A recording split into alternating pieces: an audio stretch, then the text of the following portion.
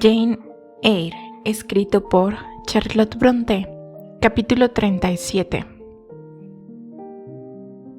La casa solariega de Ferdinand era un edificio de considerable antigüedad, tamaño moderado y sin pretensiones arquitectónicas, profundamente enterrado en un bosque. Ya había oído hablar de él antes. El señor Rochester a menudo hablaba de él y a veces iba allí. Su padre había comprado la finca por sus cotos de caza. Habría alquilado la casa, pero no pudo encontrar inquilino a consecuencia de su emplazamiento poco idóneo e insalubre. Ferdinand, pues, permaneció deshabitada y sin amueblar, a excepción de unas 2 o 3 habitaciones, acondicionadas para el alojamiento del señor cuando iba allí en la temporada de caza. A esta casa llegué justo antes del anochecer, en una tarde marcada por las características de un cielo triste, un viento frío y una continua lluvia fina y penetrante. La última milla la realicé a pie, habiendo despedido la calesa y el conductor con la doble remuneración que había prometido. Incluso a muy poca distancia de la casa solariega, no se podía ver nada de ella. Tan denso y oscuro crecía el bosque a su alrededor. Unas verjas de hierro entre pilares de granito me indicaron por dónde podía entrar y al atravesarlas me encontré de inmediato en el crepúsculo de árboles apretados.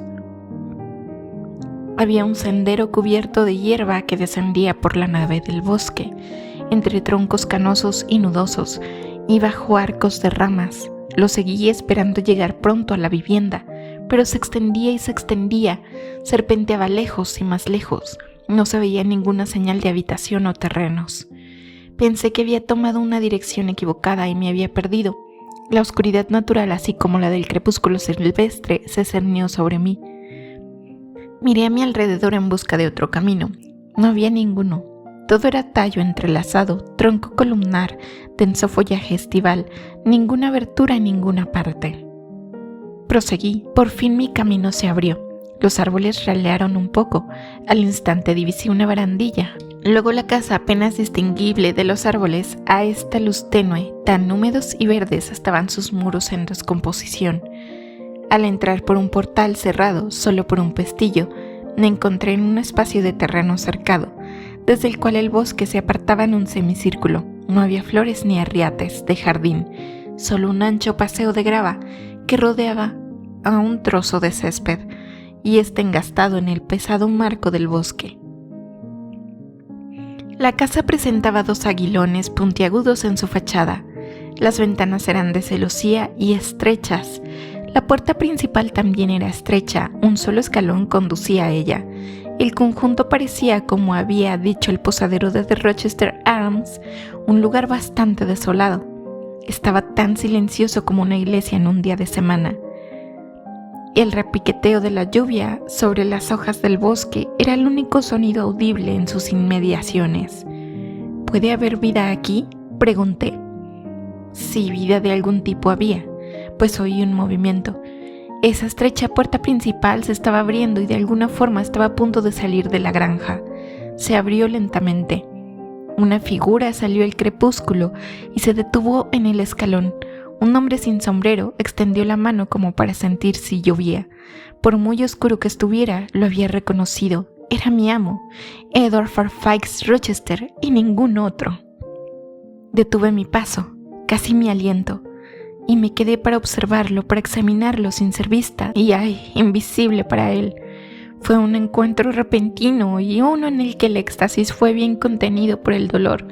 No tuve dificultad en reprimir mi voz para no exclamarla, ni paso para que no avanzara apresuradamente. Su figura tenía el mismo contorno fuerte y robusto de siempre. Su porte era todavía erguido, su cabello todavía negro como el cuervo. Ni sus rasgos estaban alterados o hundidos.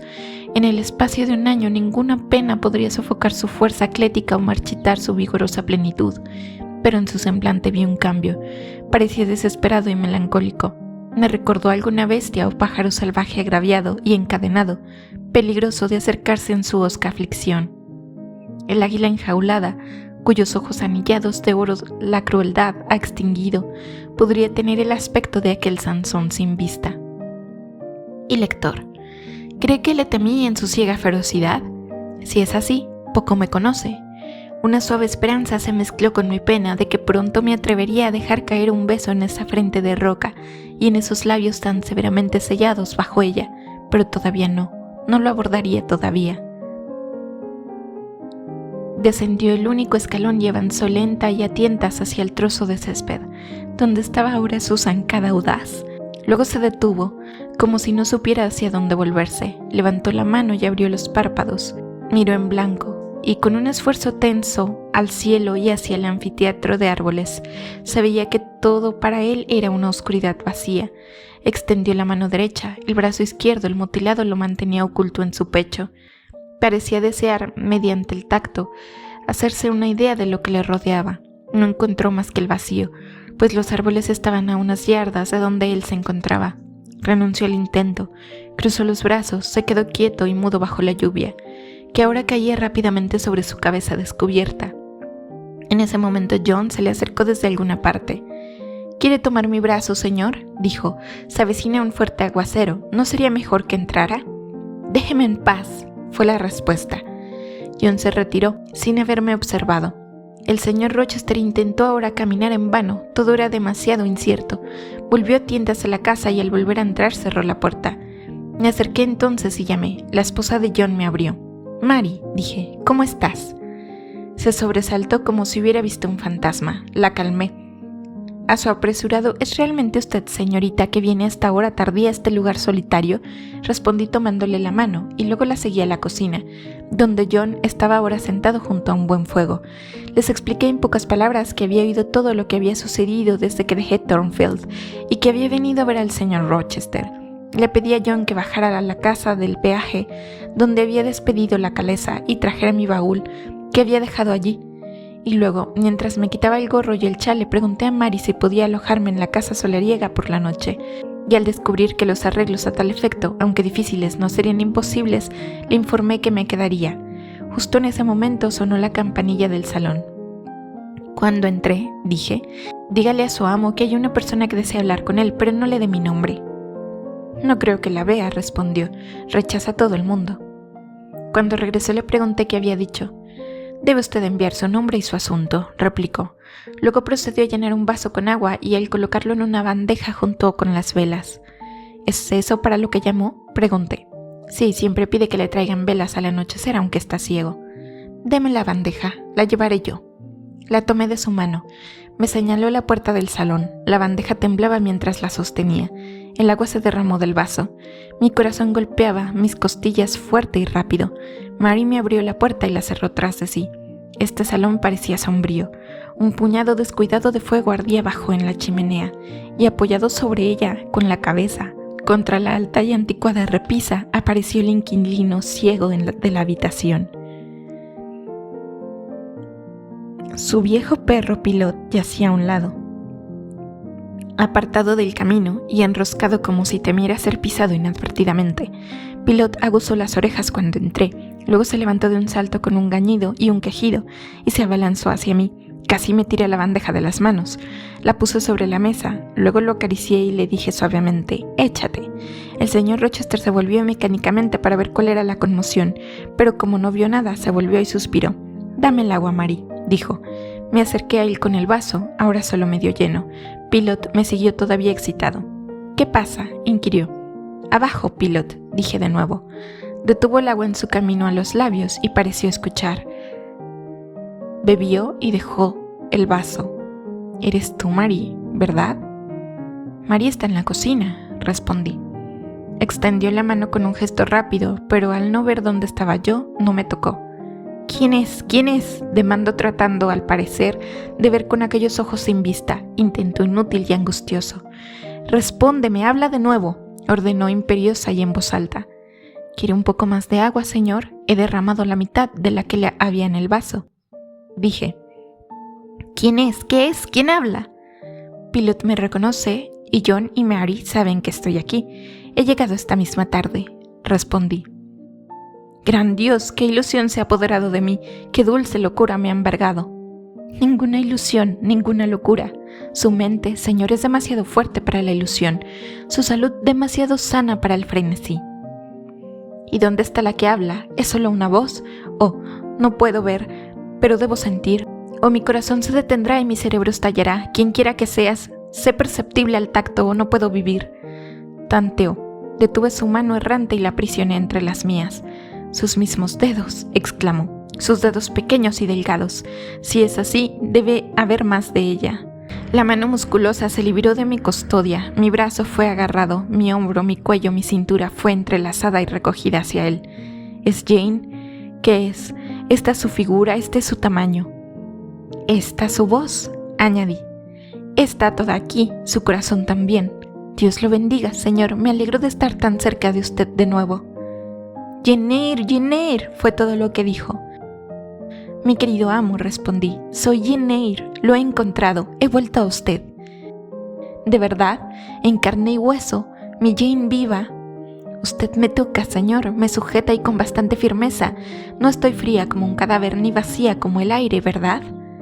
Mi amada viva, estos son ciertamente sus miembros y estos sus rasgos, pero no puedo ser tan afortunado después de toda mi miseria. Es un sueño, sueños como los que he tenido por la noche cuando la he estrechado una vez más contra mi corazón, como lo hago ahora, y la he besado así, y he sentido que me amaba y he confiado en que no me dejaría, lo cual nunca haré, señor, desde este día. Nunca lo harás, dice la visión, pero siempre me despertaba y lo encontraba una burla vacía, y estaba desolado y abandonado, mi vida oscura, solitaria, sin esperanza, mi alma sedienta y prohibida de beber, mi corazón hambriento y nunca por ser alimentado. Sueño dulce y suave, que anidas ahora en mis brazos, también volarás como todas tus hermanas han huido antes que tú, pero bésame antes de irte, abrázame, Jane. Ahí, señor, y ahí. Presioné mis labios sobre sus ojos una vez brillantes y ahora sin rayos. Aparté su cabello de su frente y también la besé. De repente pareció desesperezarse. La convicción de la realidad de todo esto se apoderó de él. ¿Eres tú, Jane? ¿De verdad? ¿Has vuelto a mí entonces? Sí. ¿Y no yaces muerta en alguna zanja bajo algún arroyo y no eres una paria que se consume entre extraños? No, señor, ahora soy una mujer independiente. ¿Independiente? ¿Qué quieres decir, Jane? Mi tío de Madeira ha muerto y me ha dejado 5.000 libras. Ah, esto es práctico, esto es real, exclamó. Nunca soñaría eso. Además, esta voz peculiar suya tan animada y picante, además de suave, anima mi corazón marchito, le infunde vida. ¿Cómo, Jane? ¿Eres una mujer independiente? ¿Una mujer rica? Bastante rica, señor. Si no me deja vivir con usted, puedo construir una casa propia junto a su puerta. Y puede venir a sentarse en mi salón cuando quiera compañía por la tarde. Pero como eres rica, Jane, ahora, sin duda, tienes amigos que cuidarán de ti y no te permitirán dedicarte a un tullido ciego como yo. Le dije que soy independiente, señor, además de rica. Soy mi propia dueña. ¿Y te quedarás conmigo? Ciertamente, a menos que usted se oponga. Seré su vecina, su enfermera, su ama de llaves. Lo encuentro solo, seré su compañera. Para leerle, para pasear con usted, para sentarme con usted, para atenderle, para hacer ojos y manos para usted. Deje de parecer tan melancólico, mi querido amo. No será dejado desolado mientras yo viva. No respondió. Parecía serio, abstraído, suspiró. Entreabrió los labios como para hablar, los volvió a cerrar. Me sentí un poco avergonzada. Quizás había saltado con demasiada temeridad las convencionalidades, y él, como St. John, veía en propiedad en mi desconsideración. De hecho, había hecho mi propuesta con la idea de que él la deseaba y me pediría que fuera su esposa. Una expectativa no menos cierta, por no expresada, me había sostenido, de que me reclamarían de inmediato como suya. Pero al no escapar de él ninguna insinuación a tal afecto y el ensombrecerse más su semblante, de repente recordé que podría estar completamente equivocada y quizás estaba haciendo el ridículo sin darme cuenta, y empecé a retirarme suavemente de sus brazos, pero él me atrajo con avidez más cerca. No, Jane, no debes irte. No te he tocado, te he oído. He sentido el consuelo de tu presencia, la dulzura de tu consuelo. No puedo renunciar a estas alegrías. Me queda poco en mí mismo, debo tenerte. Mi mundo puede reír, puede llamarme absurdo, egoísta, pero no me importa. Mi alma misma te exige. ¿Será satisfecha o se vengará mortalmente de su cuerpo? Bueno, señor, me quedaré con usted, ya lo he dicho.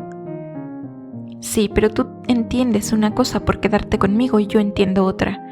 Tú quizás podrías hacerte la idea de estar cerca de mi mano y mi silla, de atenderme como una pequeña y amable enfermera.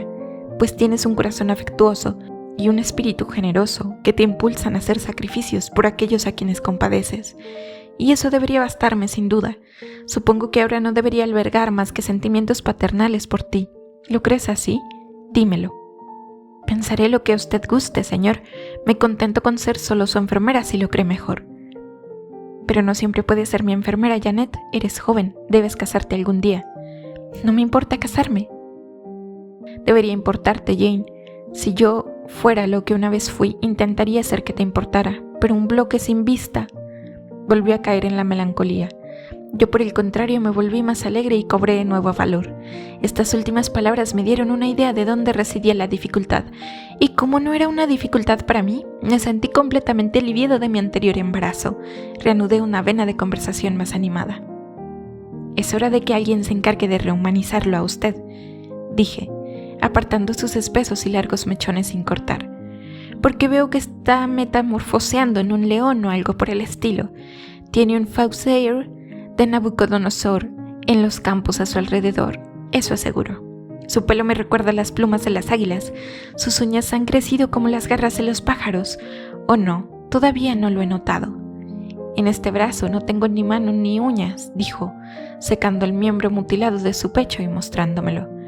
Es un mero muñón, una visión espantosa, ¿no te parece, Jane? Es una lástima verlo y una lástima ver sus ojos, la cicatriz del fuego en su frente. Y lo peor de todo es que una corre el peligro de amarlo demasiado por todo esto y de hacer demasiado caso de usted. Pensé que te sentirías repelida, Jane, y cuando vieras mi brazo y mi rostro cicatrizado. ¿De veras? No me diga eso. No sea que diga algo despectivo de su juicio.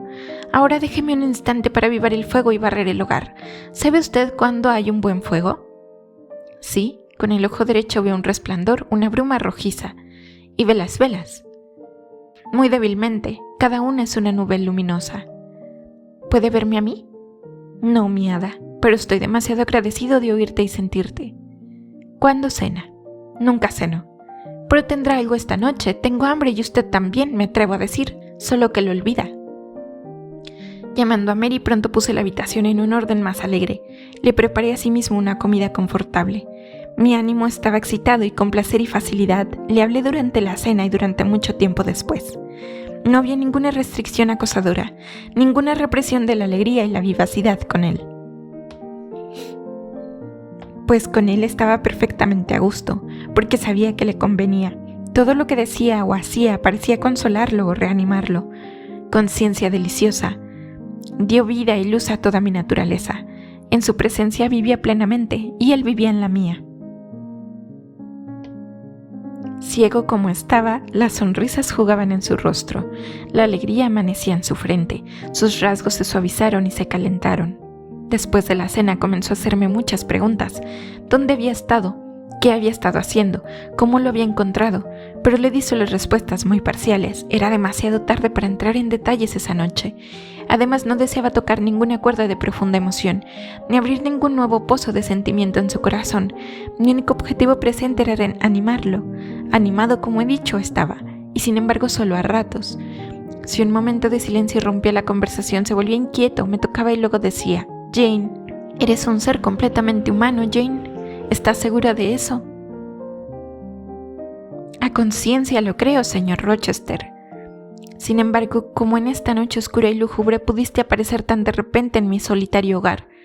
Extendí la mano para tomar un vaso de agua de una ampliada y me lo diste tú. Hice una pregunta esperando que la esposa de John me respondiera y tu voz habló a mi oído. ¿Por qué había entrado yo en lugar de Mary con la bandeja? Y hay encanto en la misma hora que ahora paso contigo. ¿Quién puede decir qué vida tan oscura, lúgubre y desesperanzada he arrastrado durante los últimos meses? Sin nada, sin esperar nada, fundiendo la noche con el día, sintiendo solo la sensación de frío cuando dejaba que el fuego se apagara, de hambre cuando olvidaba comer, y luego una pena incesante y a veces un verdadero delirio de deseo de volver a ver a mi Jane, si anhelaba su restauración mucho más que la de mi vista perdida. ¿Cómo puede ser que Jane esté conmigo y diga que me ama? ¿No se marchará tan repentinamente como llegó? Mañana temo que no la encontraré más. Una respuesta corriente y práctica, fuera del tren de sus propias ideas perturbadas, estaba segura, la mejor y más tranquilizadora para él en ese estado de ánimo. pasé mi dedo por sus cejas y observé que estaban chamuscadas y que le aplicaría algo que las haría crecer tan anchas y negras como siempre.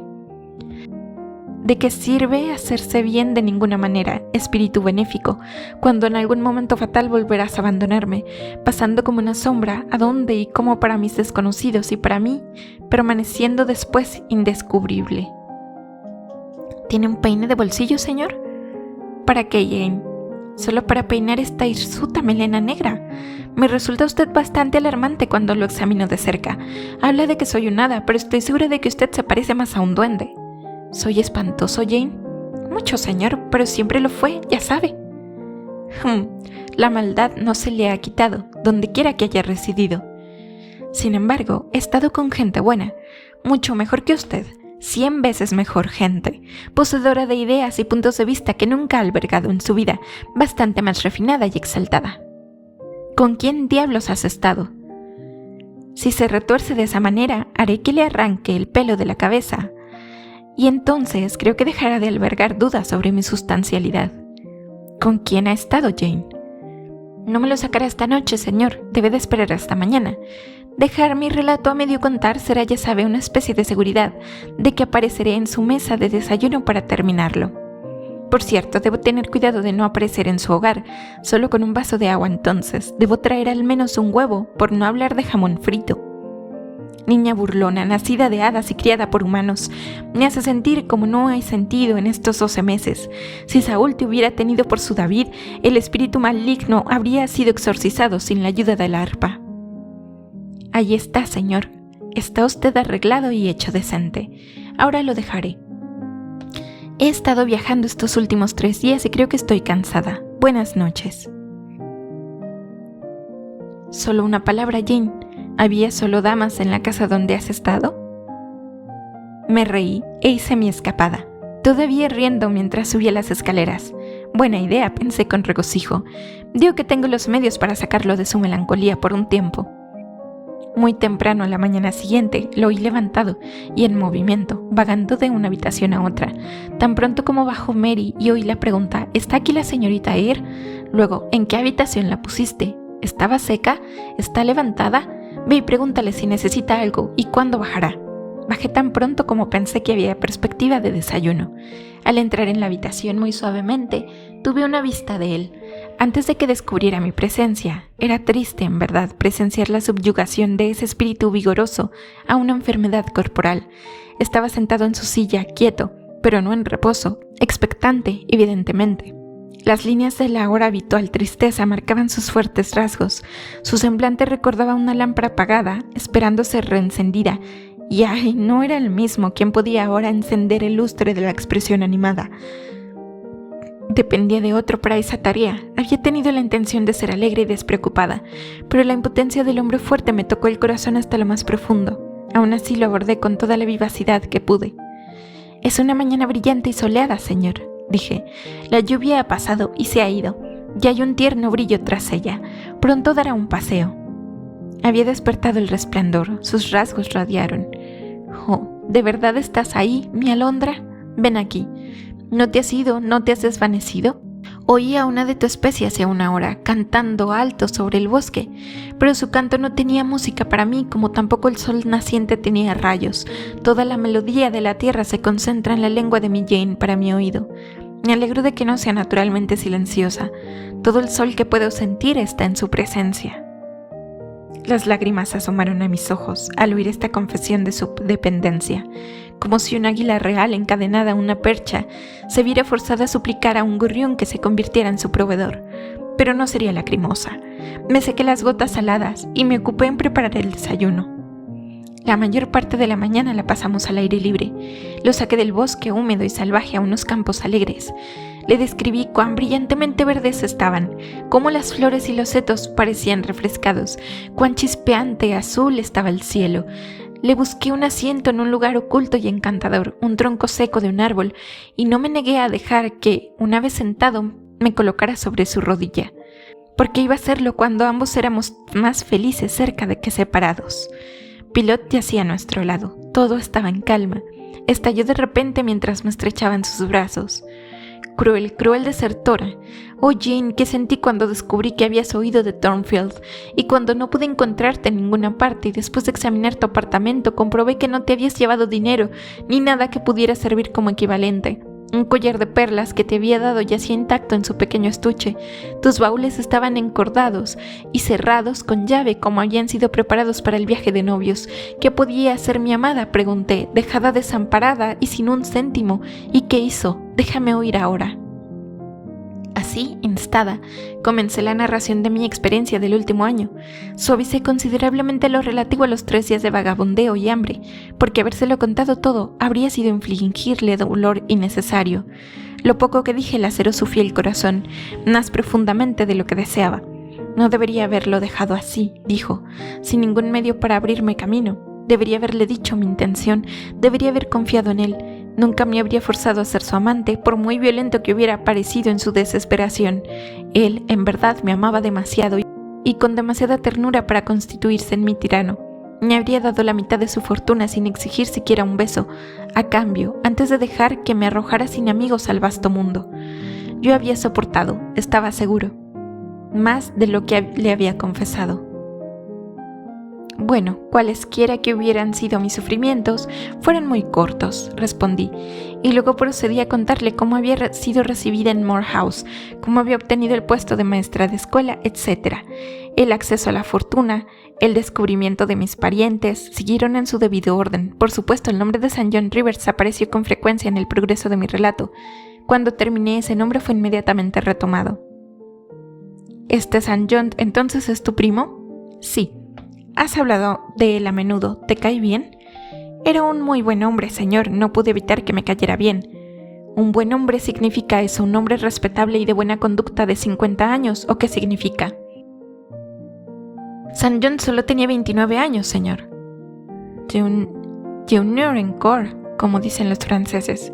Es una persona de baja estatura, flemática y sencilla, una persona cuya bondad consiste más en su inocencia de vicio que en su destreza en la virtud.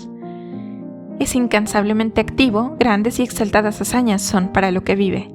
Pero en su cerebro es probablemente más bien blando, tiene buenas intenciones, pero te encoges de hombros al oírlo hablar. Habla poco, señor, lo que dice siempre va al grano. Su cerebro es de primera categoría, diría yo, no impresionable, sino vigoroso. Es un hombre capaz, entonces, verdaderamente capaz. ¿Un hombre completamente educado? St. John es un erudito consumado y profundo. Sus modales, creo que dijiste, no son de tu gusto, remilgados y clericales. Nunca mencioné sus modales, pero a menos que yo tuviera muy mal gusto, deben de ajustarse a él. Son pulcros, tranquilos y caballerosos. Su apariencia, he olvidado qué descripción diste de su apariencia. Una especie de cura novato, medio estrangulado con su corbata blanca y encaramado en sus botines de suela gruesa, ¿eh? St. John viste bien. Es un hombre apuesto, alto, rubio, con ojos azules y un perfil griego. Aparte, maldito sea. ¿A mí? ¿Te gustaba Jane? Sí, señor Rochester, me gustaba, pero ya me lo preguntó antes. Percibí, por supuesto, la intención de mi interlocutor. Los celos se habían apoderado de él, lo picaban, pero el aguijón era saludable. Le daba un respiro del colmillo roedor de la melancolía. No quise, por lo tanto, encantar a la serpiente de inmediato. Quizás preferiría no seguir sentada en mi rodilla, señorita Eyre. Fue la siguiente observación, algo inesperada. ¿Por qué no, señor Rochester? El cuadro que acaba de dibujar sugiere un contraste demasiado abrumador. Sus palabras han delineado muy primorosamente a un gracioso Apolo. Está presente en su imaginación alto, rubio, de ojos azules y con un perfil griego. Sus ojos se posan en un vulcano, un verdadero herrero moreno, de hombros anchos y ciego y cojo por añadidura. Nunca lo había pensado antes, pero ciertamente se parece usted bastante a un vulcano, señor. Bueno, puede dejarme, señora, pero antes de irse, y me retuvo con un agarre más firme que nunca, ¿tendrá la amabilidad de responder a 1 o 2 preguntas? Hizo una pausa. ¿Qué pregunta, señor Rochester? Entonces siguió este interrogatorio. ¿St. John la hizo maestra de Morton antes de saber que era su prima? Sí. ¿Lo vería a menudo? ¿Visitaría la escuela a veces? Diariamente. ¿Aprobaría sus planes, Jane? Sé que serían inteligentes, porque es usted una criatura talentosa. ¿Los aprobó? Sí. Descubriría muchas cosas en usted que no podría haberse esperado encontrar. Algunas de sus habilidades no son ordinarias. No sé nada de eso. Tenía una pequeña cabaña cerca de la escuela, dice. ¿Vino alguna vez allí a verla? De vez en cuando. ¿Por la tarde? 1 o 2 veces.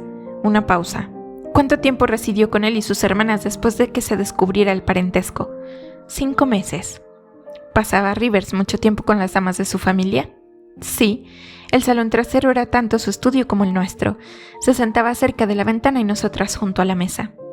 ¿Estudiaba mucho? Bastante. ¿El qué? Indostaní. ¿Y qué hacía usted mientras tanto? Aprendí alemán al principio. ¿Le enseñó él? No entendía alemán. ¿No le enseñó nada? Un poco de indostaní. ¿Rivers le enseñó indostaní? Sí, señor. ¿Y a sus hermanas también? No. ¿Solo a usted? Solo a mí. ¿Pidió usted aprender? No. ¿Él deseaba enseñarle? Sí. Una pausa. ¿Por qué lo deseaba? ¿De qué utilidad podría serle el indostaní? Tenía la intención de que fuera con él a la India. Ah, aquí llegó a la raíz del asunto. ¿Quería que se casara con él? Me pidió que me casara con él. Eso es una ficción, una intervención imprudente para vejarme. Le ruego me disculpe, es la verdad literal. Me lo pidió más de una vez y fue tan rígido el insistir en su punto como podría hacerlo usted jamás. Señorita Ir, lo repito, puede dejarme. ¿Cuántas veces tengo que decir lo mismo? Porque permanece pertinazmente encaramada en mi rodilla cuando le he dado aviso de que se marche. ¿Porque estoy cómoda aquí? No, Jane, no estás cómoda aquí, porque tu corazón no está conmigo, está con este primo, St. John. Oh, hasta este momento pensé que mi pequeña Jane era toda mía. Tenía la creencia de que me amaba incluso cuando me dejó. Eso era un átomo de dulzura en mucha amargura. Por mucho que hayamos estado separados, por muchas lágrimas calientes que haya derramado por nuestra separación, nunca pensé que mientras yo la lloraba, ella estaba amando a otro. Pero es inútil lamentarse, Jane. Déjame, ve y cásate con Rivers. Écheme entonces, señor, apárteme, porque no lo dejaré por mi propia voluntad. Jane, siempre me gusta tu tono de voz. Todavía renueva la esperanza. Suena tan veraz. Cuando lo oigo me transporta un año atrás. Olvido que has formado un nuevo lazo. Pero no soy tonto. Vete. ¿A dónde debo ir, señor? A tu manera, con el marido que has elegido. ¿Quién es? Ya sabes, este es St. John Rivers. No es mi marido ni lo será nunca. No me ama, no lo amo. Ama como él puede amar, y eso no es como usted ama, a una hermosa joven llamada Rosamond. Quería casarse conmigo solo porque pensó que sería una esposa de misionero adecuada, lo que ella no habría sido. Es bueno y grande, pero severo, y para mí frío como un iceberg. No es como usted, señor. No soy feliz a su lado, ni cerca de él, ni con él. No tiene ninguna indulgencia para mí, ni cariño. No ve nada atractivo en mí, ni siquiera juventud, solo algunos puntos mentales útiles. ¿Y entonces debo dejarlo a usted, señor, para ir con él? Me estremecí involuntariamente y me aferré instintivamente más cerca de mi ciego, pero amado amo. Él sonrió. ¿Cómo, Jane? ¿Es esto cierto? ¿Realmente así el estado de las cosas entre tú y Rivers? Absolutamente, señor. Oh, no necesita estar celoso. Quería fastidiarle un poco para que estuviera menos triste. Pensé que la ira sería mejor que el dolor. Pero si desea que lo ame, si pudiera ver cuánto lo amo, estaría orgulloso y contento. Todo mi corazón es suyo, señor. Le pertenece, y con usted permanecería aunque el destino exiliara al resto de mí de su presencia para siempre. De nuevo, mientras me besaba, pensamientos dolorosos oscurecieron su aspecto. Mi visión abrazada, mi fuerza tullida, murmuró con pesar. Lo acaricié para calmarlo. Sabía en qué estaba pensando y quería hablar por él, pero no me atreví. Mientras apartaba el rostro un minuto, vi una lágrima deslizarse de debajo del párpado sellado y correr por la mejilla viril. Mi corazón se hinchó. No soy mejor que el viejo castaño de Indias golpeado por el rayo en el huerto de Thornfield, observó al poco rato. ¿Y qué derecho tendría esa ruina a pedir a una madreselva en ciernes que cubra su decadencia con frescura? Usted no es una ruina, señor, ni un árbol golpeado por el rayo. Está verde y vigoroso. Las plantas crecerán alrededor de sus raíces, las pida usted o no, porque se deleitan en su generosa sombra. Y a medida que crezcan se inclinarán hacia usted y se enroscarán a su alrededor, porque su fuerza les ofrece un apoyo tan seguro. De nuevo sonrió. Le di consuelo. ¿Hablas de amigos, Jane? preguntó. Sí, de amigos, respondí con bastante vacilación, pues sabía que me refería a más que amigos, pero no sabía qué otra palabra emplear. Él me ayudó. Jane, pero quiero una esposa. ¿De veras, señor? Sí, ¿es una noticia para ti? Por supuesto.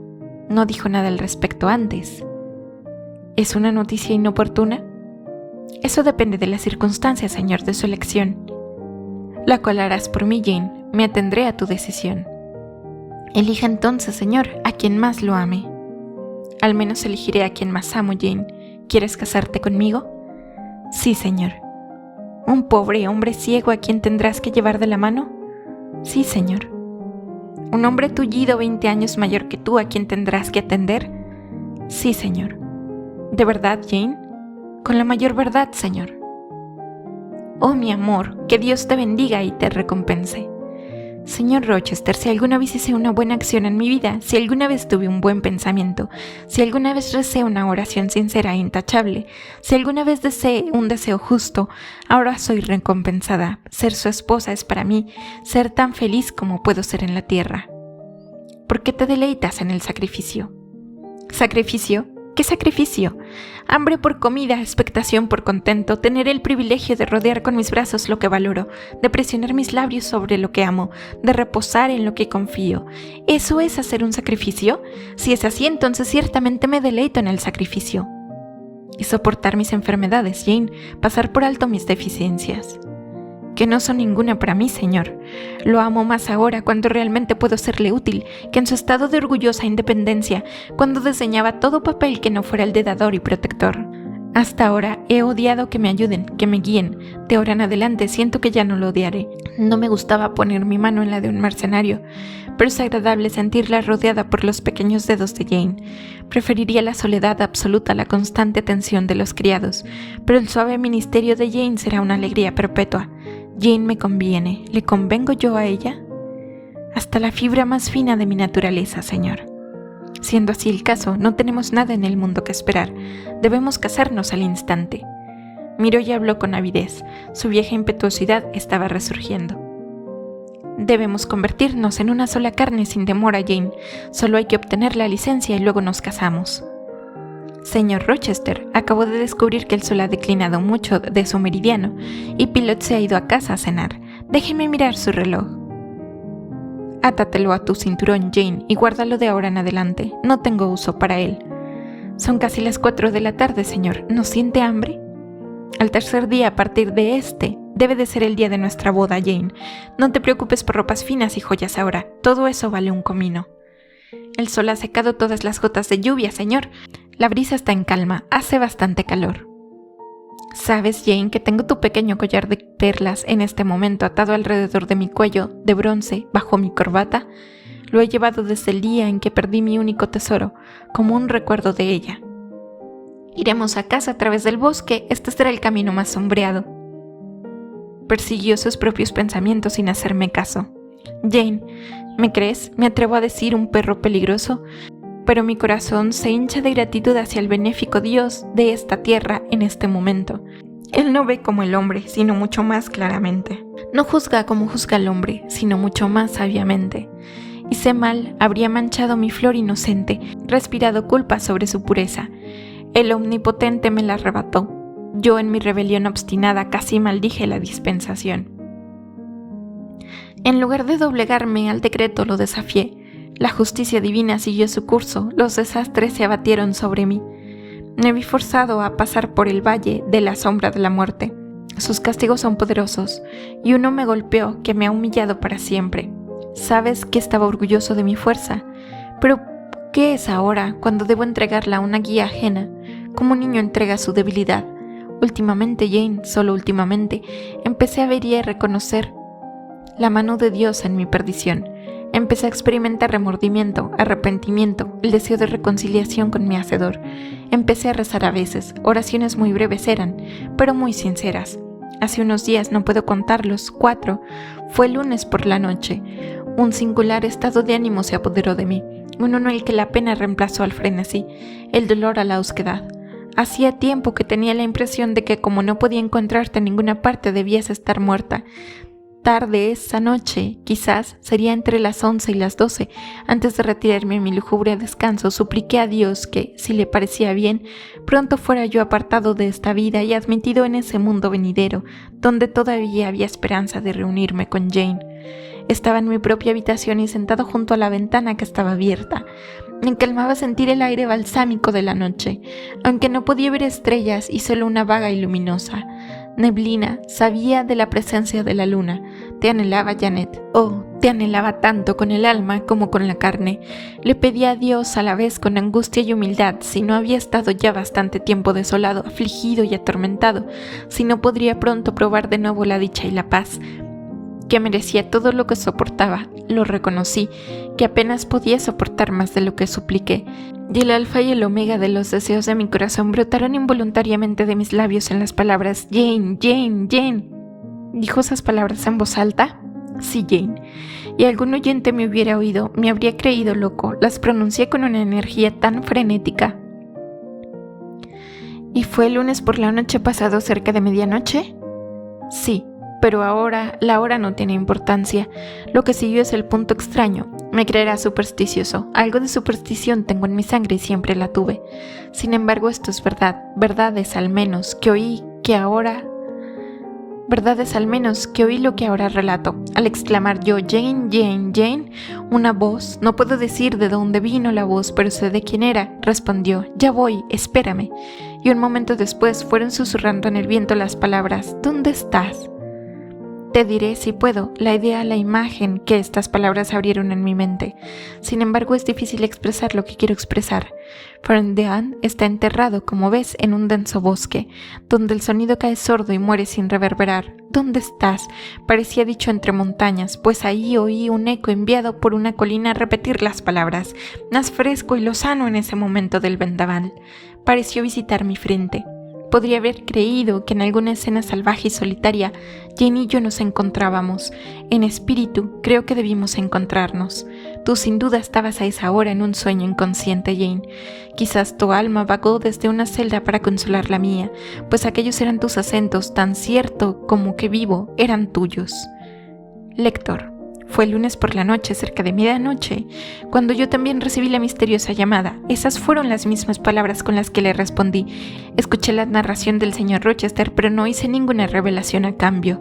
La coincidencia me pareció demasiado terrible e inexplicable para ser comunicada o discutida. Si contaba algo, mi relato sería tal que necesariamente causaría una profunda impresión en la mente de mi oyente. Aún por sus sufrimientos demasiado propensa a la melancolía, no necesitaba la sombra más profunda de lo sobrenatural. Guardé estas cosas, pues, y las medité en mi corazón.